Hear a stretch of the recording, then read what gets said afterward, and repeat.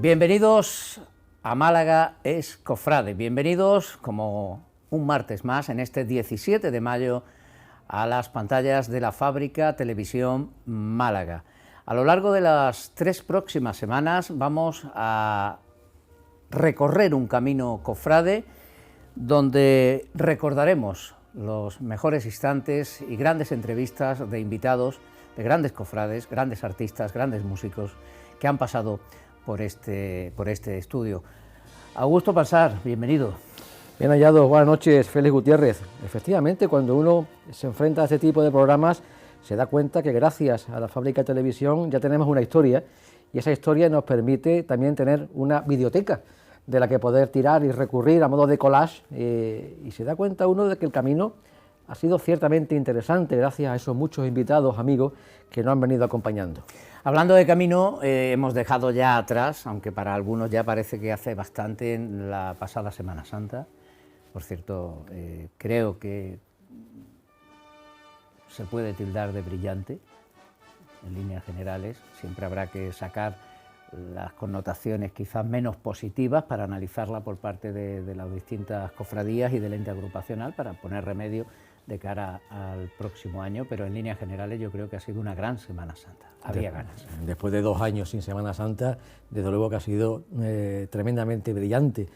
Málaga necesitaba de ese espaldarazo de esta Semana Santa tal cual ha sido, con la pena de un Martes Santo no completo por esa asistencia de la lluvia, ¿no? Pero que yo coincido contigo, ha sido una Semana Santa tremendamente brillante, donde las cofradías y hermandades pues han dado lo mejor de sí mismas, movidos de una parte por esa ilusión renovada en salir a la calle después de 2 años de desierto, y con un recorrido ciertamente brillante en muchos aspectos. Hemos vuelto a ver estampas novedosas en las calles, el público ha colmado y ha completado y ha acompañado a todos los cortejos.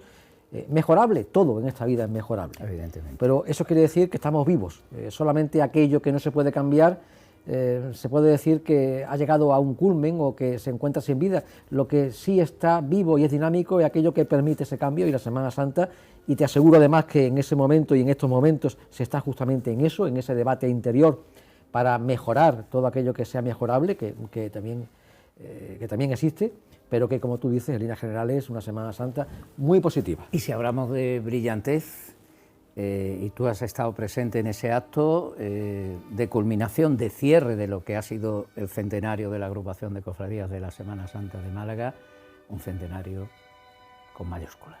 No ya porque hayamos sido los únicos, porque somos las más antiguas, sino porque realmente el programa, en esta casa hemos tenido ocasión de vivir desde los preparativos hasta la presentación de ese programa, hasta este punto y final, que todavía no es tal, todavía quedan algunas cosillas pendientes de ese centenario. Ha sido absolutamente ejemplar. Yo creo que, primero, el tiempo se ha encargado de cambiarnos el paso en muchas cosas y ha puesto en valor la madurez, la tremenda madurez y solidez de un proyecto. Ha habido actos que ha habido que posponer, ha habido actos que ha habido que suspender, ha habido actos que se han celebrado en una forma distinta para acompasar el tiempo en el que estábamos, pero de todo eso lo que nos ha demostrado de una parte es la tremenda calidad y brillantez en sus diferentes ámbitos, positivo, cultural, de caridad, musical, que ha colocado al centenario y a Málaga y su Semana Santa en la vanguardia absoluta del mundo cofrade. Qué bien. Bueno, y agradeceros a todos, a los que nos habéis estado preguntando si volvíamos pronto.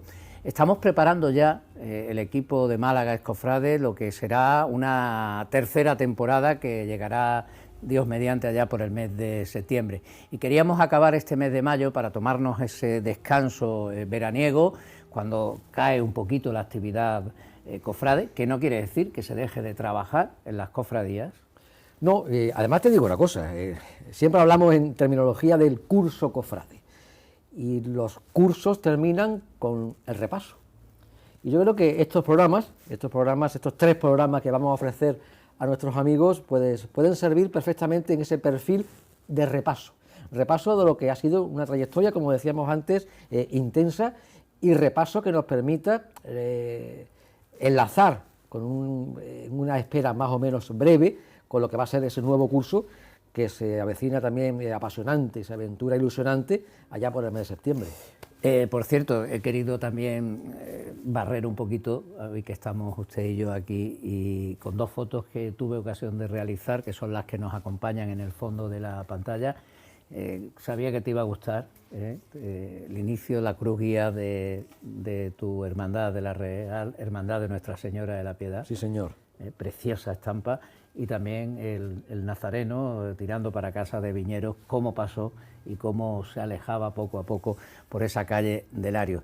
Las gracias, como os decía, a todos los que estáis ahí cada semana, a todos los que vais compartiendo nuestras publicaciones, ya sabéis, a través de la aplicación de la Fábrica TV, donde no solo podéis ver nuestro programa, sino una programación de 24 horas, a través del canal de YouTube también nos podéis localizar, y para toda la información que tengáis a bien enviarnos, la seguimos recibiendo en el email escofrade@gmail.com.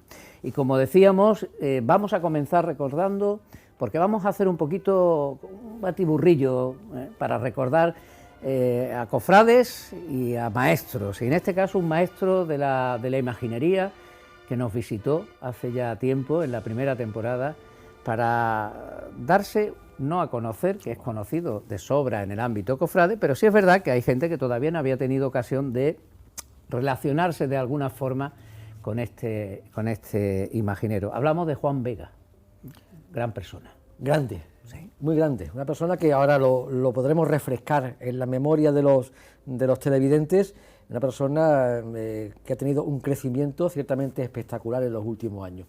Crecimiento al que no ha sido ajeno esta casa, ni ha sido ajeno este equipo, que prácticamente desde sus inicios tuvimos la suerte de hacer un seguimiento a lo que es su carrera, que ya ha dejado de ser prometedora, sí, para convertirse en una realidad bien firme y consolidada. Muy grande, Juan Vega. Pues con el resto de este equipo, que no solo conforman a Augusto Pansar y un servidor, sino también Manolo Molina, Agustín Soler, José María Vera y el maestro José Antonio Molero, vamos a recordar que pudimos hablar con el gran artista Juan Vega.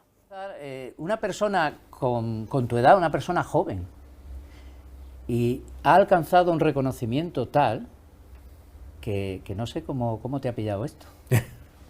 Bueno, la verdad que ahora la realidad es que me encontraba antes de todo lo que está pasando en un buen momento.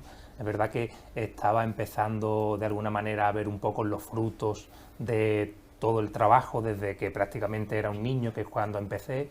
Y bueno, pues qué deciros, que también estoy muy agradecido a todas tanto las entidades, cofradías, hermandades que han confiado en mí, tanto también a vosotros y a todos los medios que siempre también me han apoyado mucho. Juan, evidentemente y por fortuna el panorama de reconocimiento para lo local, para lo nuestro, ha cambiado mucho en los últimos años. Por fortuna hay una apuesta ganadora por parte de las hermandades y cofradías. También es verdad que muchos artistas han tenido que hacer una travesía en el desierto hasta llegar a este punto. ¿Te sientes ahora reconocido, profeta en tu tierra? Sí que es verdad que yo no puedo quejarme, es la realidad. Desde que empecé a trabajar en Málaga he podido ir, digamos, poniendo o colocando arbolitos, digamos, en muchas zonas de la provincia de Málaga, en muchos pueblos.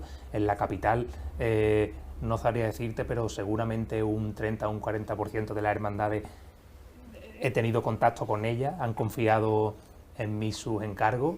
Y bueno, pues sí que es verdad que después de todos estos años, como bien dices, de un poco de un panorama desértico, digamos, pues actualmente la ciudad de Málaga se encuentra en un nivel magnífico, no solo en el ámbito de la escultura, sino también pues en muchas de las artes y artesanías que están relacionadas con el mundo de las cofradías.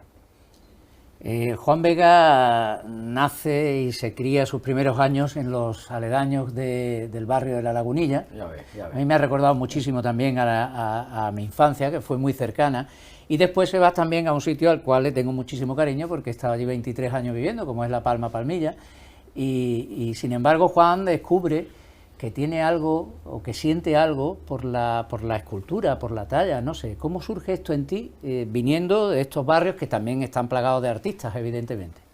Pues sí, yo la verdad que, bueno, la realidad es que nací en Lagunilla, pero pues con un par de años o 3 nos fuimos a mi familia, pues la mayoría pues hemos vivido toda la vida en la Palmilla, ¿no? Incluso prácticamente tanto yo como todos, mi hermano, mis primos, hemos estado en el colegio Las Misioneras, que no sé si lo conocéis, pero es un sitio que actualmente hace una labor, no actualmente, sino desde siempre, una labor muy importante en el barrio, porque bueno, ya de por sí pues un barrio un poco complicado, ¿no? Y bueno, pues yo siempre he tenido una vocación enorme por todo lo que fuera, por todo lo que eran las artes plásticas. Desde muy pequeñito, con 8 o 9 años, pues ya me recuerdo dibujando, modelando en plastilina, pues haciendo tronos en miniatura.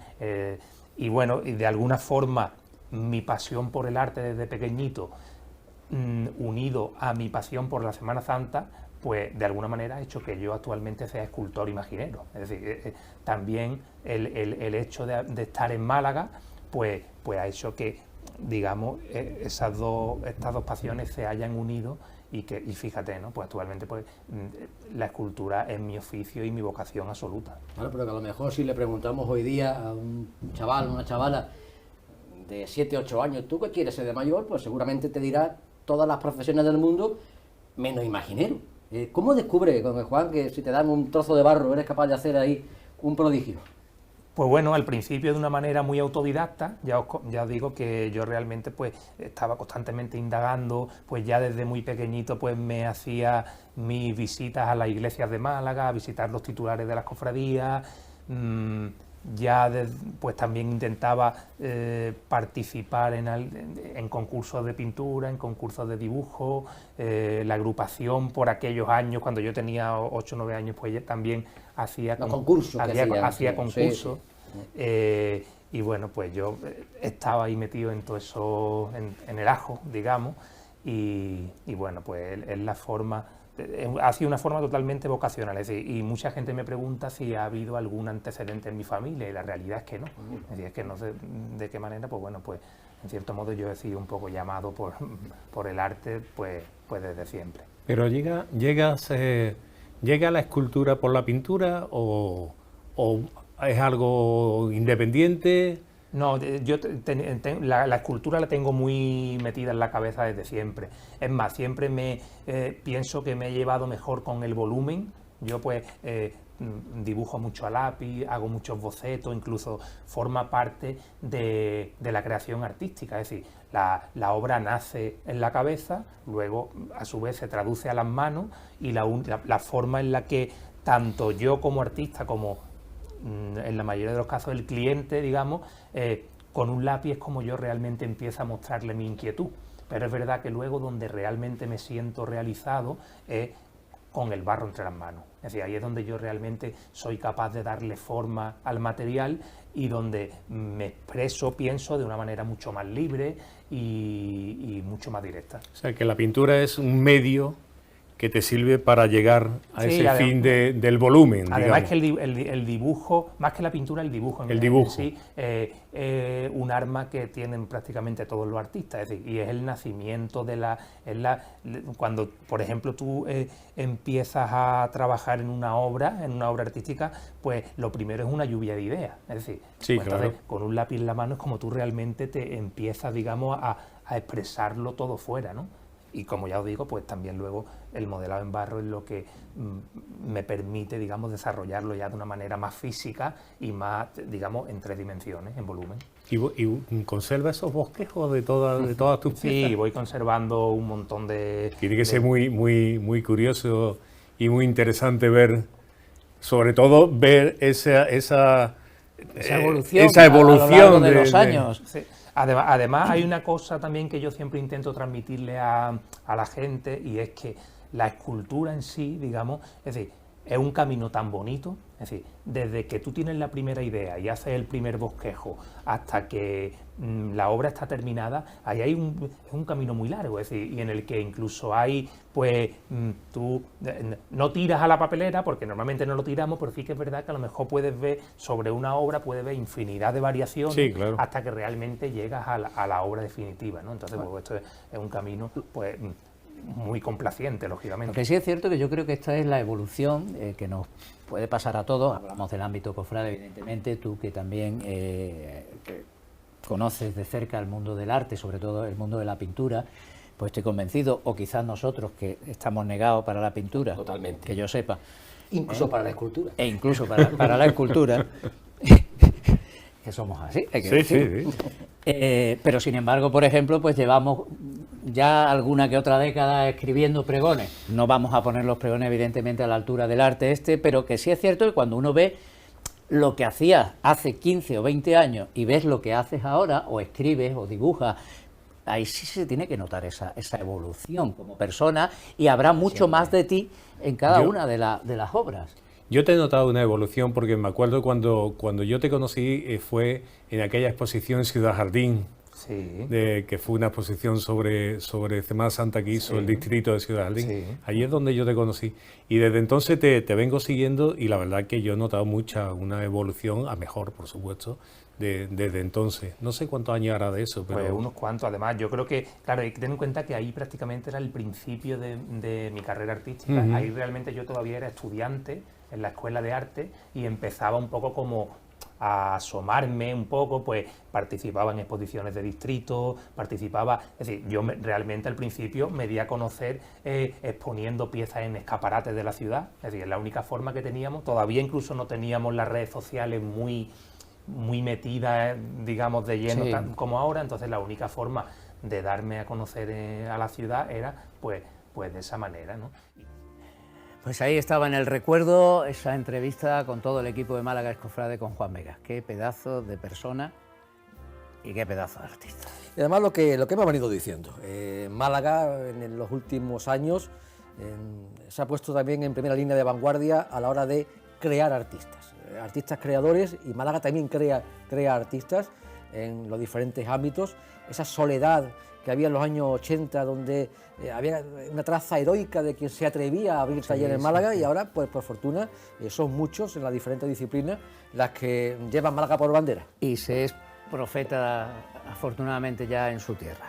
Pues no siempre es fácil, no siempre es fácil. Siendo muy joven. Bueno, los cofrades, evidentemente, Augusto Mansart, somos iglesia. Yo decía también hace años que la iglesia ha de ser cofrade a nuestro lado. Y si hay un cura cofrade que tuvimos la fortuna, al margen de que es gran amigo de esta casa y de este equipo, es el sacerdote Andrés Pérez, hoy párroco de San Ramón Nonato, pero sigue siendo, entre otras cosas, director espiritual de la Hermandad de la Piedad. Un sacerdote que nos comentaba sus vivencias, cómo se siente como cofrade, y que incluso llegó a ser entrevistado a nivel nacional por ser un precursor en el tema de las nuevas tecnologías. Aunque él lo niega, y realmente Sí. Esa visión del cura 2.0, ¿no? Es algo que siempre le ha acompañado. Además es un innovador y está permanentemente buscando la forma de mejorar y de llegar a más gente. Los tiempos estos de la pandemia hicieron muy recurrente la necesidad de acudir a las redes sociales, y estuvo en esa línea que actualmente siguen ya otros muchos, pero que él estaba en vanguardia, y ahí sigue estando, grabando para sus cofradías y para sus feligreses y para sus parroquias, cada día sus reflexiones acerca del Evangelio diario, sus vídeos explicativos. Su canal de YouTube. Sí, canal un canal de YouTube y bueno, y más todavía, y de Spotify.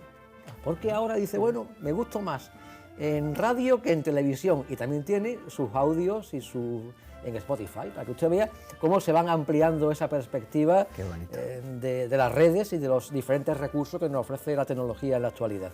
Pues recordamos la visita que aquí a la Fábrica Televisión Málaga, en Málaga Escofrade, nos hizo Andrés Pérez. Este programa.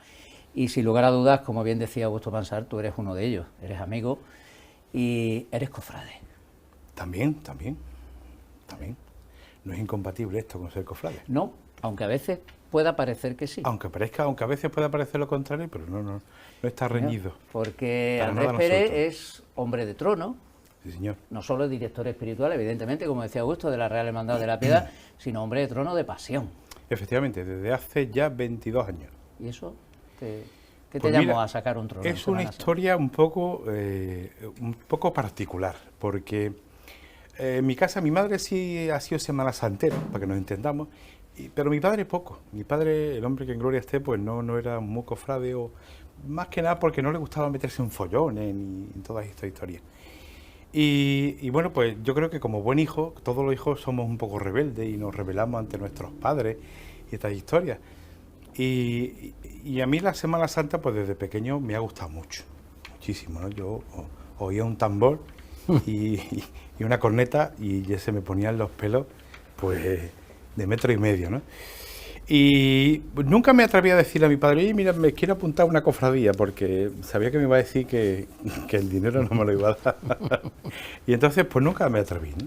Pero sí que es verdad que cuando ya uno va creciendo y tiene edad de poder salir y sus padres le dejan, pues la Semana Santa era cita obligada, ¿no? Porque me atraía mucho, me gustaba mucho. Y pasión, pues porque, bueno, pues es una cofradía que siempre me ha llamado. Y el Señor de Pasión, como me decía una chica de mi parroquia, que cuando la llevé a La Piedad para hacerse hermana, y le pregunté, digo, oye, mira, ¿tú por qué es una cofradía pues de Viernes Santo, más seria, la imagen pues es un Cristo muerto, con la Virgen y tal? Y la respuesta que yo voy a dar ahora me la dio ella. Dice, es que a mí esta Virgen me llama. Y el Señor de Pasión, la imagen de Jesús de la Pasión, pues siempre ha sido una imagen que me ha llamado. Ha tenido un no sé qué, como dice San Juan de la Cruz, un no sé qué que te deja así. ¿A quién no llama la imagen de la Piedad del Molinillo?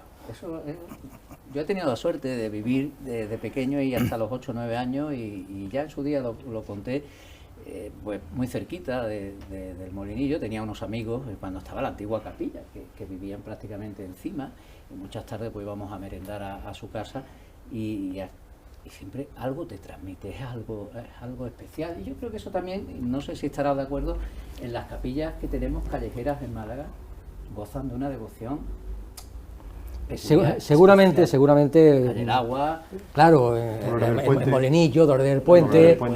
Yo fíjate con Dolores del Puente, que además tengo el aparcamiento para ir todos los días a mi trabajo, tengo que pasar delante de Dolores del Puente. No pierdo ni un solo día la ocasión de girar mi cabeza a la izquierda para saludarla. Eso antes, seguramente si acudimos a los historiadores, acudimos a los que conocen mucho más de la historia de Málaga, las capillas callejeras eran el componente devocional, de cercanía, donde era una parte más del barrio, donde había un sentimiento de afecto, de devoción, que realmente es lo que llama la imagen, al componente devocional. Y eso sigue existiendo en esas pequeñitas capillas que nos quedan hoy día, que son pocas, y se ve muchísimo en el barrio del Molinillo. El barrio del Molinillo, que lamentablemente cada vez es un barrio más deslocalizado, es un barrio que por coyunturas del tiempo, no siempre bien tratado a nivel urbanístico o a nivel político, pues a veces se ha dejado a su suerte. Sí que sigue teniendo ese botón de ancla, ese imán de atracción en la capilla callejera de la Señora de la Piedad, y nunca falta un ramito de flores, nunca falta una vecina. En los tiempos más duros de la pandemia, cuando ya se supera lo que es el confinamiento y se abrieron las puertas, aún sin bancos para poder acercarse, raro era pasar por allí y no ver a una señora, a un caballero que venía del mercado, que iba al mercado, saludar a la señora. Claro. Es el componente, no, Andrés. Incluso el que pasa con el coche o en la motocicleta y pasa y esa mirada. Santiguarse a las personas. Evidentemente ya el centro de Málaga no es lo que era. Ahora estamos hablando de que se ha quedado, como tú bien creo que has dicho, deslocalizado en muchos aspectos, ¿no? Pero bueno, se está ganando también en barrios y siempre hay esa visita obligada. Lo digo porque ahora, actualmente, Andrés Pérez es el párroco de San Ramón Nonato. Está un poquito, pues, lo que es en la zona, bueno, pues no está en el centro de la ciudad. No sé si allí, desde tu faceta, no solo de sacerdote, evidentemente, sino también como cofrade, te ha surgido alguna tertulia, alguna cuestión de temas relacionados precisamente con el mundo de las cofradías. Bueno, pues sí, porque además que tengo un barrio donde hay mucha gente cofrade, hay muchos cofrades. Y de todo el espectro de la Semana Santa de Málaga hay, ¿no? Porque, bueno, hay gente de la Piedad, gente de Misericordia, gente de Dolores del Puente, gente de la Estrella, gente bueno, de expiración, de dolores de, perdón, de, ay, como también es Viernes Santo, no recuerdo. Dolores de ahora. San Juan. No, Dolores de San Juan no, la de San Pablo, que no me Soledad recuerdo. Soledad de San Pablo, Soledad. exacto. Es decir, tengo un barrio y una parroquia muy cofrade, de gente muy cofrade, porque es raro el que podamos hacer, vamos a decirlo así, ¿no? Es decir, en Semana Santa cualquier acto a partir después de los oficios, porque todo el mundo se ha ido al centro, incluido el cura, que se ha ido a ver procesiones, ¿eh? Aún así, Andrés, tiene que coincidir, no lo sé, bueno, perdón, no tiene que coincidir.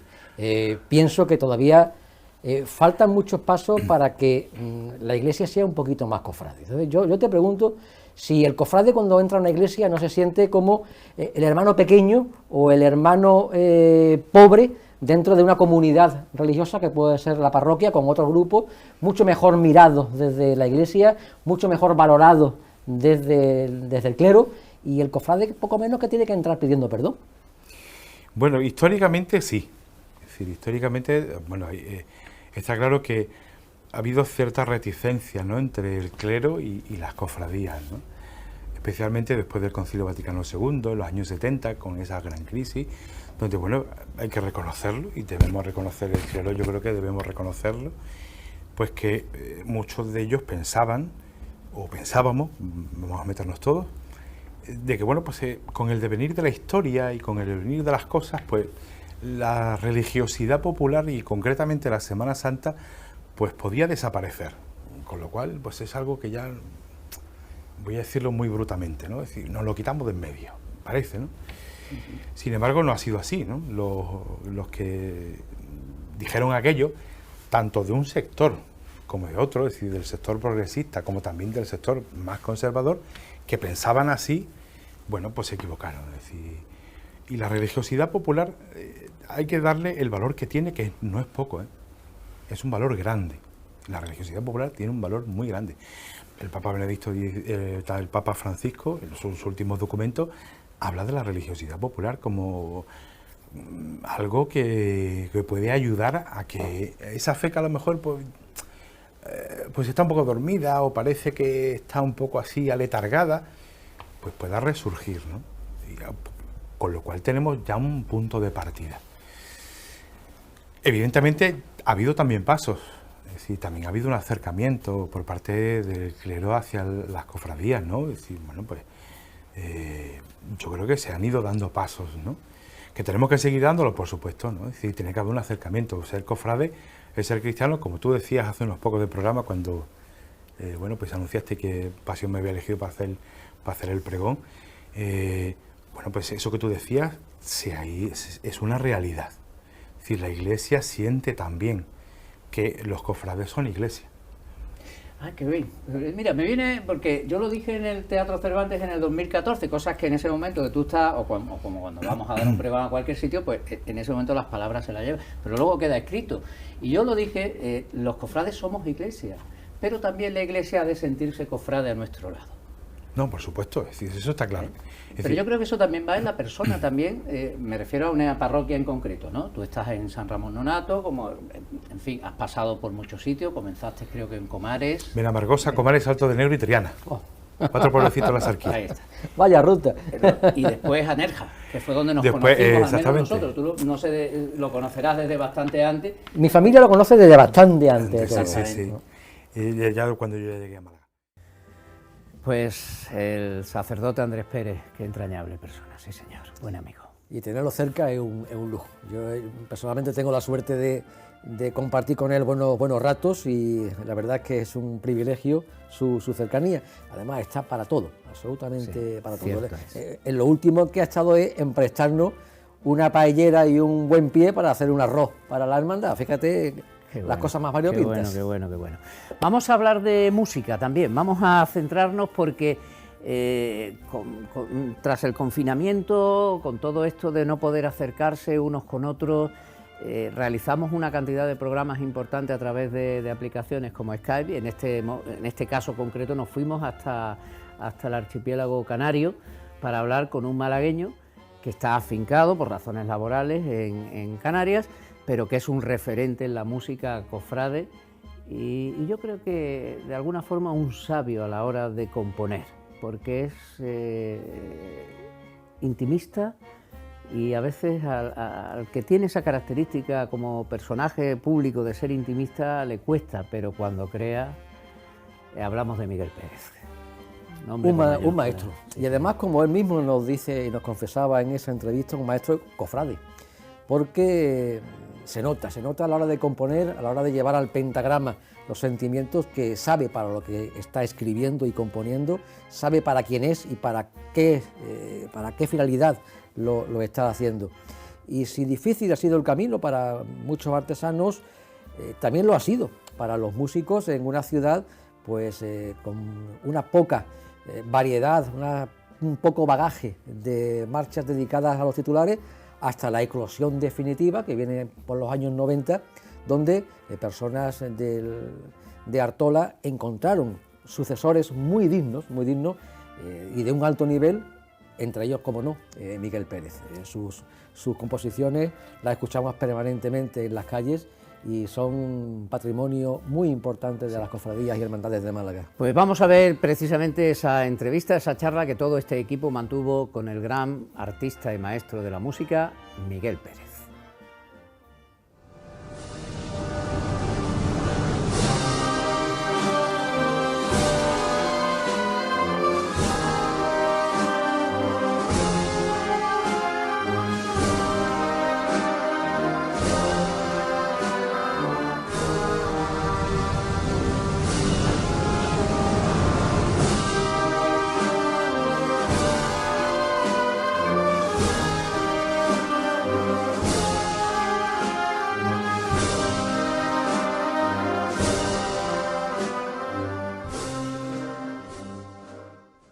Bueno, ¿qué os ha parecido? Bueno, yo creo que ahora me entenderéis, ¿no? Quien no ha escuchado la marcha Jesús Cautivo, Esperanza Perchelera en los años 90, Soledad de San Pablo. O Santo Traslado. Yo tengo debilidad absoluta por Santo Traslado. Pese a que tener una oreja delante, enfrente y otra detrás, que no es, tengo una debilidad absoluta por Santo Traslado, que tanto se ha orquestado, incluso cuando la escucho por el maestro Miguel Ángel Vargas tocada a la guitarra, es que se le pone a uno los vellos como escarpias. Va usted a tener ocasión, creo, de oírla muy pronto. Mira también usted, por el maestro Vargas a la guitarra. ¡Qué maravilla! Qué maravilla. Bueno, Miguel Pérez. Claro, pues Miguel, lo que vamos a preguntarle a Miguel, lo primero, es cómo es el día a día tuyo, Miguel, allí en Canarias, porque como todos sabemos, él está en Fuerteventura, en Canarias, trabajando de profesor. Una hora menos. ¿Cómo es tu día a día, Miguel? ¿En contacto con la música allí? Bueno, es que yo he aparcado un poquito la música desde el inicio de este año. Me voy a tomar un descanso. Mi vida es muy tranquila aquí. Doy mis clases por la mañana, por la tarde preparo las clases, toco el piano y descanso para el otro día. Poco más. Mi vida es muy sencilla, muy elemental. Pero Miguel, supongo que las musas que te irán visitando de vez en cuando y vas haciendo o vas tomando alguna nota para otros momentos que están por llegar, donde quizás podamos seguir disfrutando. Es que la música cada vez me visitan menos, la verdad.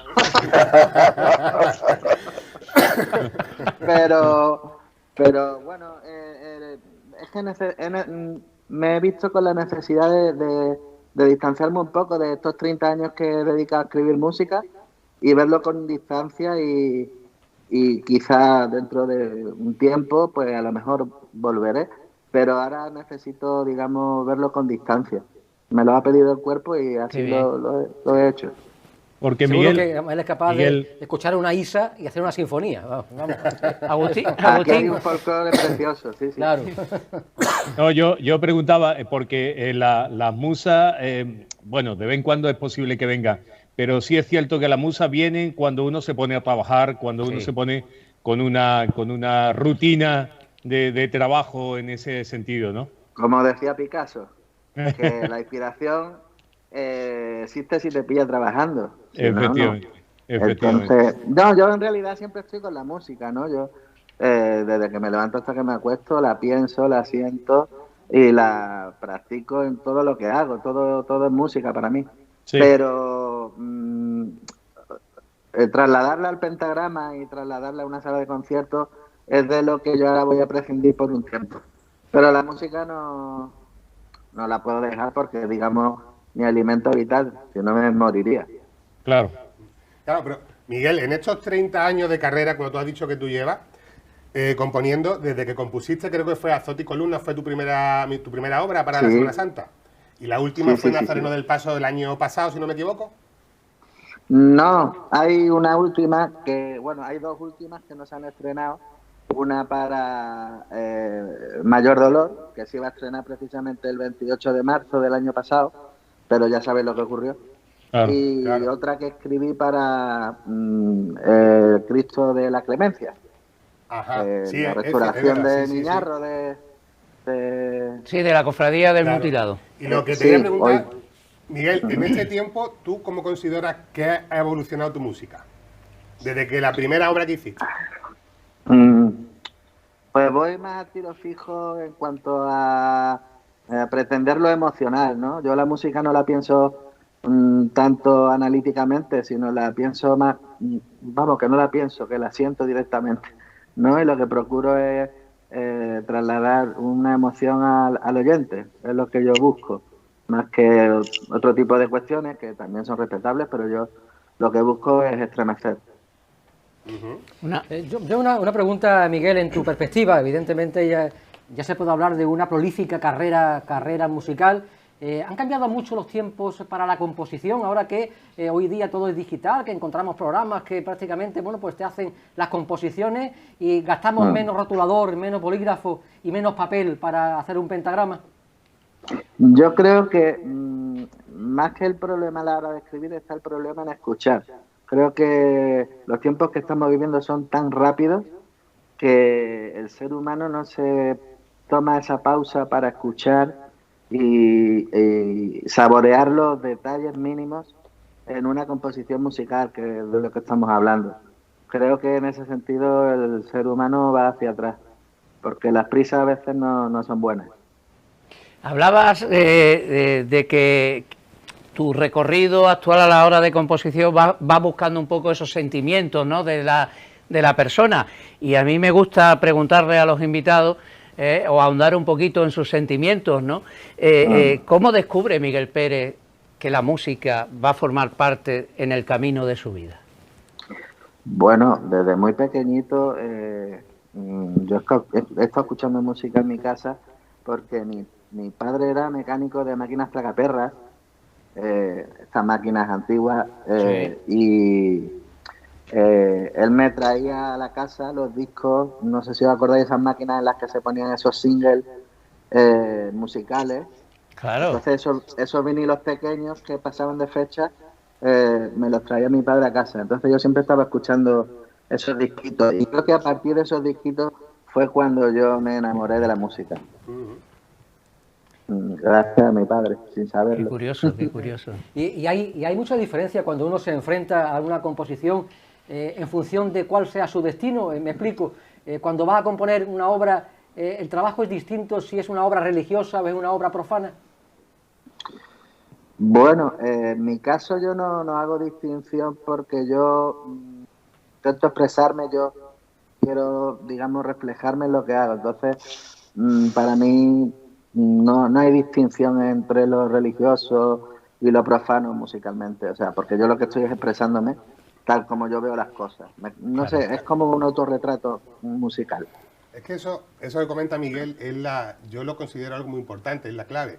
Eso es lo que transmite Miguel, es la autenticidad, porque si nos fijamos en la música de él, es una música muy personal, y eso es muy complicado de conseguir, porque normalmente siempre los demás autores, incluso yo me incluyo, te dobla a modismo, te dobla a exigencia, y él, yo creo que en toda su carrera su personalidad la ha mantenido en toda su obra, y eso es algo muy importante y digno de Hombre, admirar. es que es así, yo creo que tiene que ser, tienes que ser tú. Claro, y en el fondo eso viene a responder tal vez a una pregunta que de modo recurrente nos hemos ido haciendo. Si la música lleva la traslación personal de su autor, también hay una evolución en la música, no es igual una composición de los años 20 o los años 30 que una composición del siglo XXI, ¿no, Miguel? Exactamente. Lo que sí yo procuro evolucionar en la música, pero pienso que he intentado por lo menos mantener el mismo mensaje desde la primera partitura hasta la última que he escrito. O sea, intentar transmitir esa ilusión por emocionar con la música.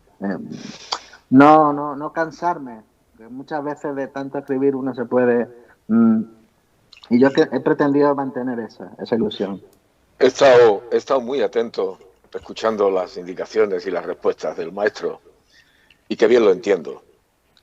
Qué bien lo entiendo porque de vez en cuando los creativos necesitan un reposo que les lleva tal vez de camino también a la renovación. Muchas veces no consciente, pero desde luego que procura rehuir el agotamiento. Él lo ha dicho de otras maneras, pero básicamente viene a reducirse a eso.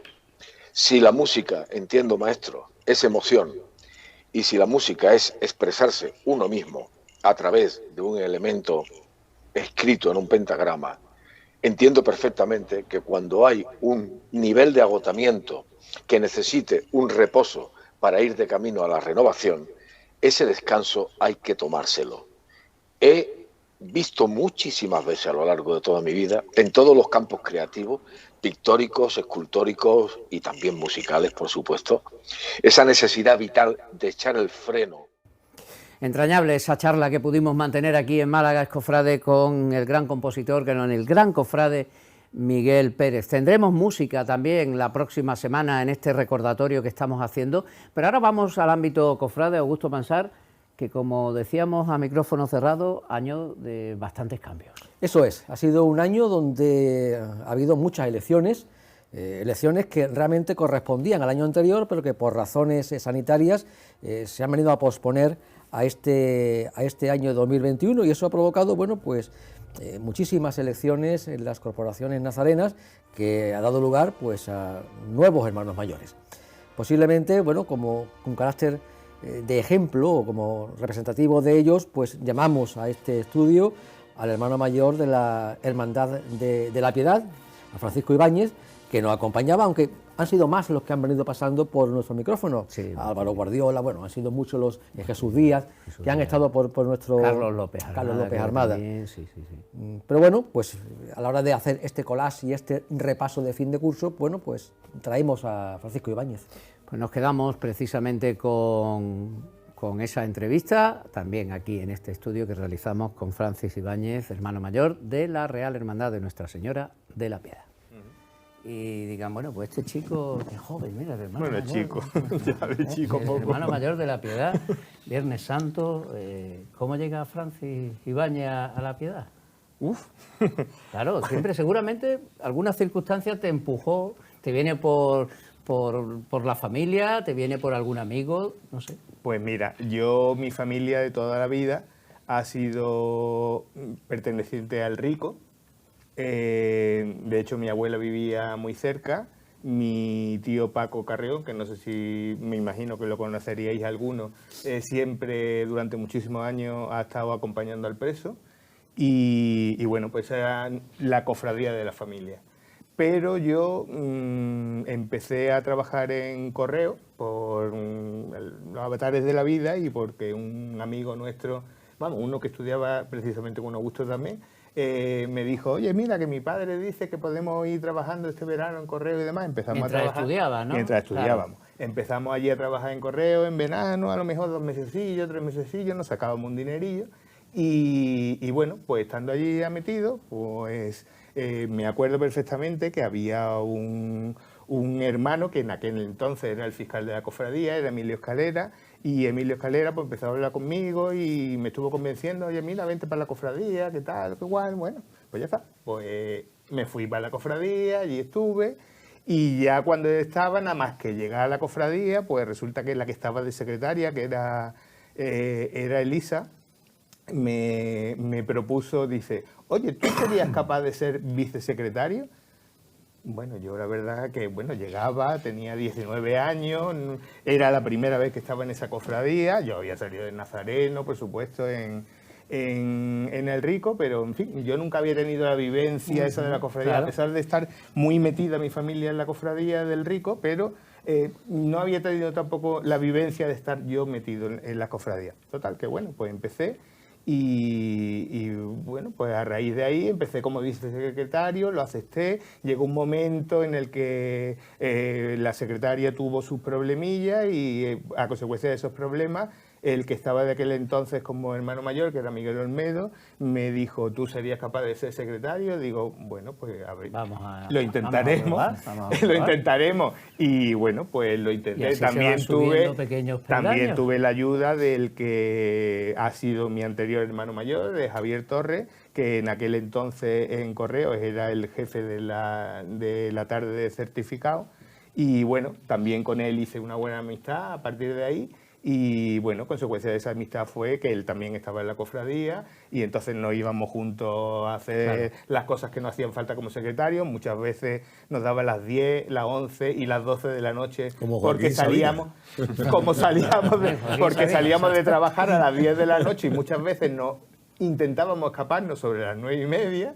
Y en fin, mientras que llegaba a la cofradía te ponías a hacer cosas, era complicado, pero bueno, se llevó para adelante.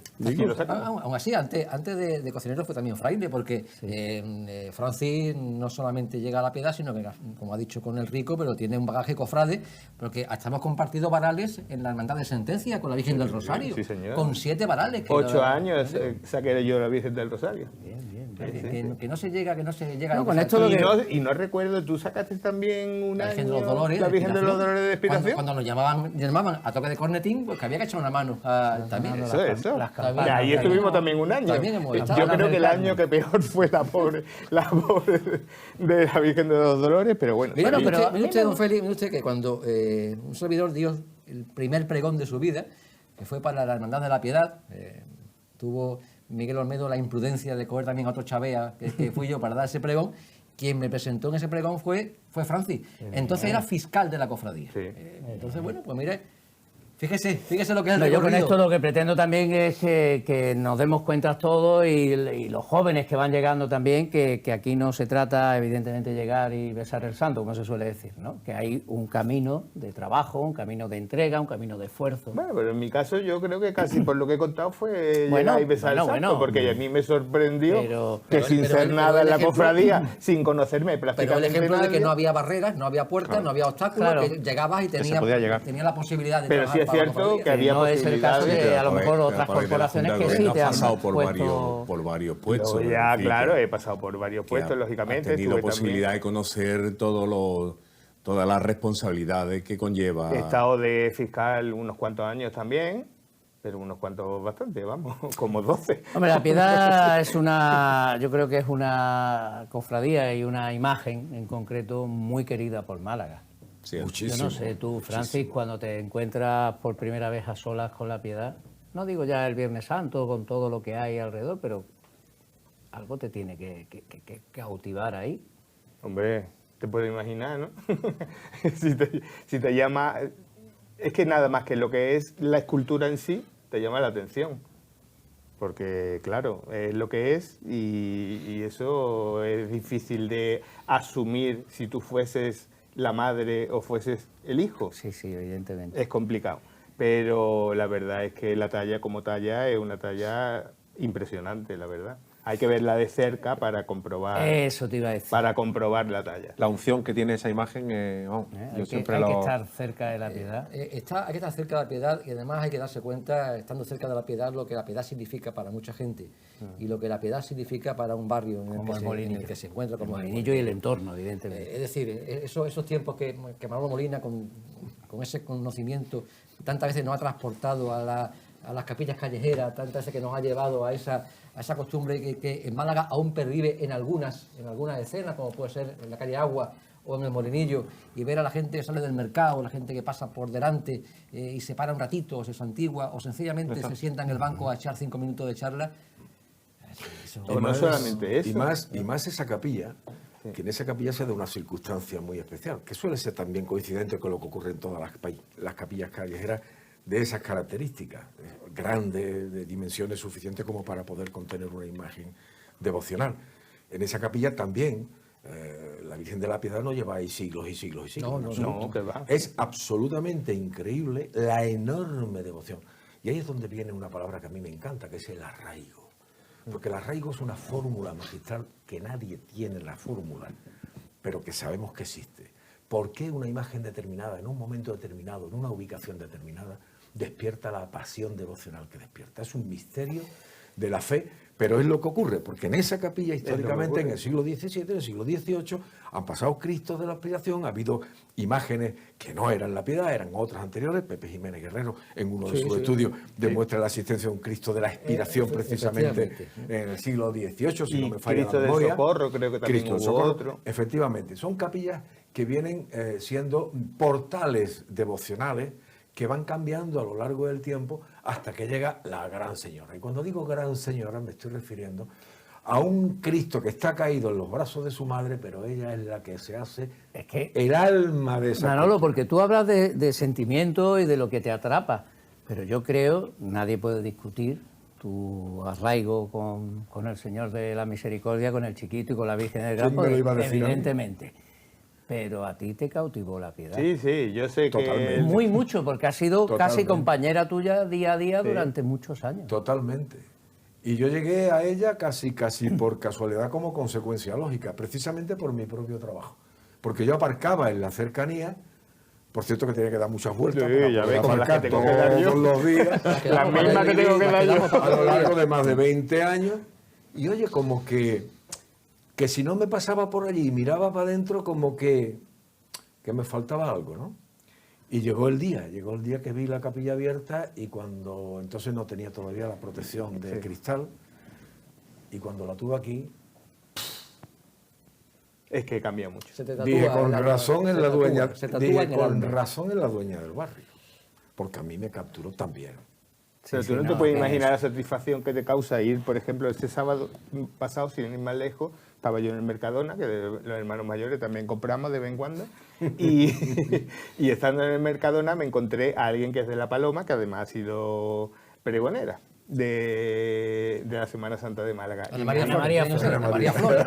y me dijo, el nombre lo habéis dicho Queridísimo vosotros, amigo y yo. compañero. Y me dijo, dice, tú no te puedes imaginar, dice, la ilusión que a mí me hacía salir del hospital, cuando ya estuve en el hospital en su momento, dice, y claro, el camino para el centro era ese, y yo lo primero que hacía era pasarme por la Capilla de la Piedad. Dice, y desde entonces le tengo un cariño especial a la Virgen de la Piedad. Yo lo recuerdo Porque perfectamente. también es muy fácil acceder a ella teniendo en una capilla que la tiene abierta todo el día. Porque estaba muy cerquita Claro. también. ¿Y cuánto bueno ha hecho esa capilla en estas fechas últimas en las que todo el mundo lo ha pasado tan mal? Bueno, pues sí. ¿Cuánto bueno ha hecho? Fíjate que Ha incluso hecho. en aquellos momentos donde Málaga se confinaba, momentos duros para los cofrades, Sí. tremendamente duros en tantos aspectos, algunos días nos mandaban una foto que nos daba un vuelco el alma, que era con la Málaga desierta, de repente aparecía un ramo de flores en la cancela que cerraba a la Ciénaga de la Piedad, ¿no? Era como si de repente te diera un chute de adrenalina, alguien que estaría en ese segmento de personas que tenían la capacidad o podían salir por ser necesario su trabajo, y se le había ocurrido pues dejar un ramo de flores en la, No, y eso en la cancela de fuera, ¿no? ocurre Eso en te muchas dice otras, muchas cosas. con muchas otras devociones, Que pero justamente- que las capillas callejeras quizá también tienen Tiene se da mucho eso. eso, Dolores del Puente, el Rescate, como tú bien decías, la Piedad. Y más otras hornacinas, que ya no son como Sí, son sí, capillas, son evidentemente. hornacinas, pero que conservan ese aroma, ¿no? De Suelen popular. tener, y ese es el caso también de la Capilla de la Piedad, suelen tener la ubicación en una zona de paso, pero al mismo tiempo que es una zona de paso, es una zona de enganche, es una zona de parada, es una zona de estación, es una zona de mirada. Es una zona donde mucha gente que pasa no solamente deposita la mirada, no solamente deposita un ramo de flores, sino que puede depositar una oración, puede depositar un recuerdo. Y un secreto, y su secreto. Exacto. Y afortunadamente, gracias a Dios, hay que decirlo, en esta ocasión con la Capilla de la Piedad, que no pasó con otras capillas votivas callejeras, se consiguió salvar.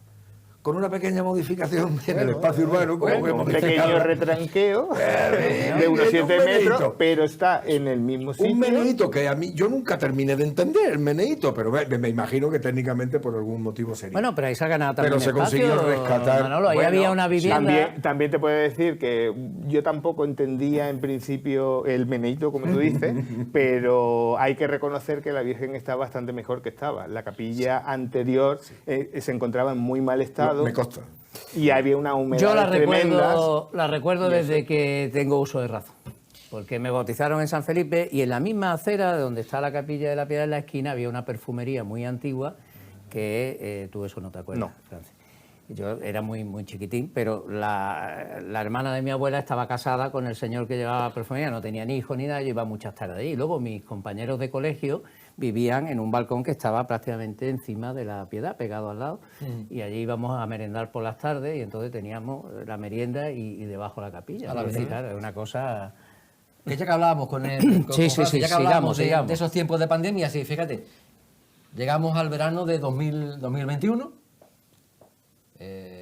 por las circunstancias, pues lógicamente del paso del tiempo y de agotar mandatos. Javier Torres tiene que salir Exactamente. del periodo en que ha ostentado muy dignamente esa función de hermano mayor, y Francis Ibáñez pues da el paso adelante para dirigir los designios por 4 años de la cofradía, en un momento que todavía estamos en él, aunque parece ser que ya se ve el túnel, la luz al final del túnel, donde las cosas no vienen fáciles.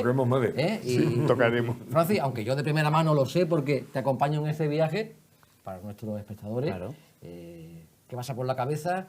¿Qué motivación te lleva? ¿Cuál es tu deseo en un momento que es difícil respecto a lo que vas a aportar en ese momento para la hermandad? ¿Qué te lleva a decir, vamos para adelante? Vamos, venga. Bueno, hombre, la decisión no fue fácil, ¿vale? Y no fue fácil porque yo de primera hora sí hubiera tenido por mi hermandad las ganas de presentarme como hermano mayor. Pero llegó precisamente en ese tiempo un momentillo que tuve mis problemas personales y familiares, y entonces ahí me costó más decidirme. Pero al final, pues, no sé si sería Virgen o no sé quién sería, lo cierto es que dije, pues mira, yo voy a tirar para adelante, y si llevo un equipo que me acompañe y que más o menos sea acorde con lo que yo quiero, pues Bueno, y de hecho no nos hubo lanzamos. ninguna otra candidatura, ¿no? No ha habido ninguna. Pero bueno, nosotros es que la Cofradía de la Piedad no ha sido una cofradía muy problemática en cuanto al tema de es cierto. candidatura. Yo mirando atrás en el tiempo no recuerdo... Tú lo miras, siempre ha habido un relevo generacional más o menos normal, sin ningún Miguel tipo de Olmedo, Manolo problema. Carrión, ¿no? Javier Torres, en fin, que... Anteriormente estuvo Waldo, antes de Waldo... Sí, por eso le pasa en algunas otras cofradías, no sé, se me viene Sí, a la no mente, somos en por ese ejemplo, la sentido... Salud, ¿no? Que ahora vuelve Miguel Ángel Vargas y siempre ha habido ahí una continuidad. En ese sentido no hemos sido nunca una cofradía en el que haya líos ni nada en ese sentido, vamos. Siempre hemos tenido más o menos claro. ¿Una cofradía de barrio, como las que decimos cuando hablamos de... Bueno, tenemos que ser conscientes de que estamos al lado del centro, pero eso es, por eso digo, ¿no? Pero somos un barrio. Y es mi opinión personal, personalísima, por supuestísimo. Pero una cofradía de barrio como un camión de grande. Bueno, pues con todo eso y con las imágenes que todo el equipo técnico de esta casa, Sandro, Jaime, Óscar, Paco Tacconi, nos van introduciendo a lo largo del programa, hemos querido recordar la imagen, la figura de Juan Vega, al párroco Andrés Pérez, a Miguel Pérez, el músico, el compositor, evidentemente, y una representación, en este caso, en nombre de todas las cofradías, por así decirlo, de un hermano mayor de los que ha tomado posesión recientemente, como es Francis Ibáñez, en La Piedad. Muy buenos ingredientes, muy variados, que además que no provocan alergias para nadie ni intolerancias, así que creo que se puede disfrutar. Pues la semana que viene vamos a seguir disfrutando con bastante música y con alguna que otra sorpresa de un artista, en este caso de la cámara, de la fotografía. Recordaremos tu entrevista con Julio Salcedo. Eso será el próximo martes. No se lo pierdan. Nos vamos en La Fábrica Televisión. Málaga es Cofrades. Sean felices. Adiós.